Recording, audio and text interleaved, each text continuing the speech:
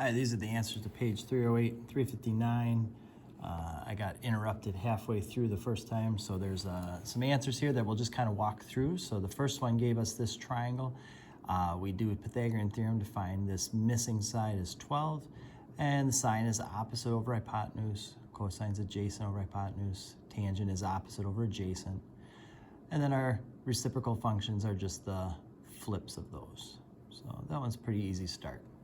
For number 11, we set up a triangle. Secant is hypotenuse over adjacent. So I put my hypotenuse, I put my adjacent.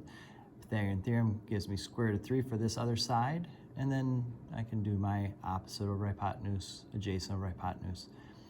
And I go, and this looks familiar, right? And so when we get to 55 and it says, what angle has a secant of 2? Well, I can come back to this and I say, well, this is that special 30, 60, 90. And well, this angle that's across from square root of 3 is always 60. So this would be 60 degrees or pi over 3. Right? The cotangent of 1, in order to have a cotangent of 1 or 1 over 1, that means my opposite and my adjacent side have to be the same. So when you think about, well, when does my opposite and adjacent equal each other? It's when we have a 45-degree triangle. So that angle has to be 45 or pi over 4. So 57 gives us a cosine of theta equal to 2 pi, or 2 square root of 3 over 3. They want to know what this angle is. Now, this 2 square root of 3 over 3 is what's called a simplified form. I don't find it to be simpler, but what they've done is try to get the square root off the bottom. We want to actually put it back on the bottom to help us understand what that ratio is. So we multiply by square root of 3, top and bottom. Square root of 3 times square root of 3 is 3. That 3 cancels here. And so then we end up with just 2 over square root of 3. And cosecant is hypotenuse over opposite.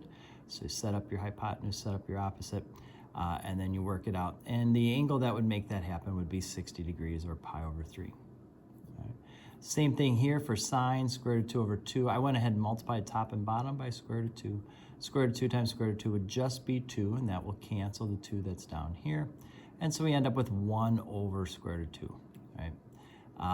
Opposite over hypotenuse, set it up, and this gives you that 45, 45, 90. So we're dealing with a 45-degree angle or pi over 4. All right, we get to 65, and they wanted to know what angle gives us this right here. And so what I did was I labeled opposite hypotenuse, went ahead and did sine of theta equals this over this, and took my calculator, and I did second sine of that ratio, and we got 30 degrees for that. All right.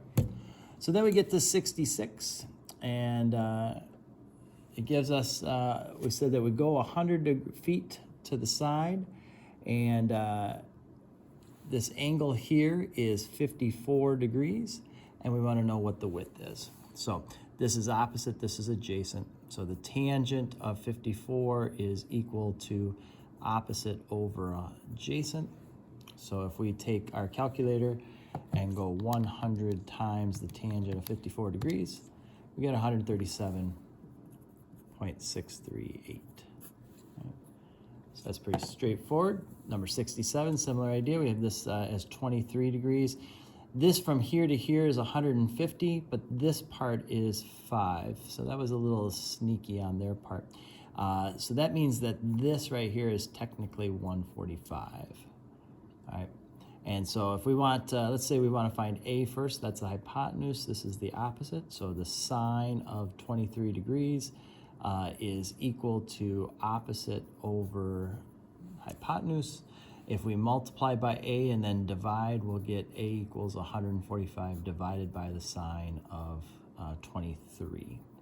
So let's go ahead and do that. 145 divided by the sine of 23 gives us 371.099. 371.099. Okay, so that's that side right there. And then as far as B goes, this is adjacent. And so we'll do the tangent of 23 equals opposite over adjacent. And again, if you multiply and then divide, we get 150 over tangent 23. So let's do that. Let's go 140. See, I almost screwed up. It's 145. let's go 145 divided by tangent of 23, and we'll get 341.599 if we round. All right. So number 5 says, if we go on to page 359, and let me flip real quick to make sure that I am reading these problems correctly. On page 359, they want to give us to solve this triangle. It's a right triangle. And we're given the two legs of 6 and 10. We're supposed to find everything else out about this. So this side would just be Pythagorean theorem. And so if we do 10 squared plus 6 squared, that's 136. Take the square root, and you get square root of 136, or 11 point something or other. Okay, so that's that side. Easy enough. Let's find this angle first up here. And so 10 is opposite, 6 is adjacent. So the tangent of, we'll call theta, equals 10 over 6. So take the calculator, and let's go second tangent of 10 divided by 6. And that's going to give us 59.0, we'll say 4 degrees. All right. And then if I take and I go 90 minus that answer, all right, I'll get the other angle, because those two have to add up to 90 degrees. And then with the other 90, give us the full 180 for the triangle. So here's one angle, here's the other angle. We got the 90-degree angle. We got 6, we got 10, we got square root of 136. All right.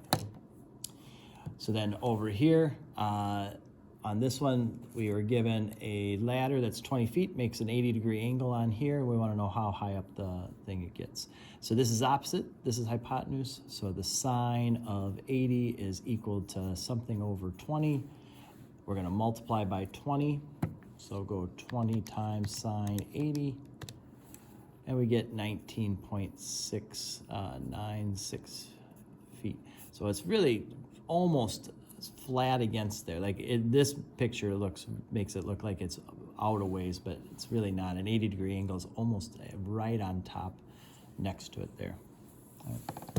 All right. 18, we got a shadow of a tree that's 125, makes an angle of 33 degrees, and they want to know how tall the tree is. So this is opposite, this is adjacent.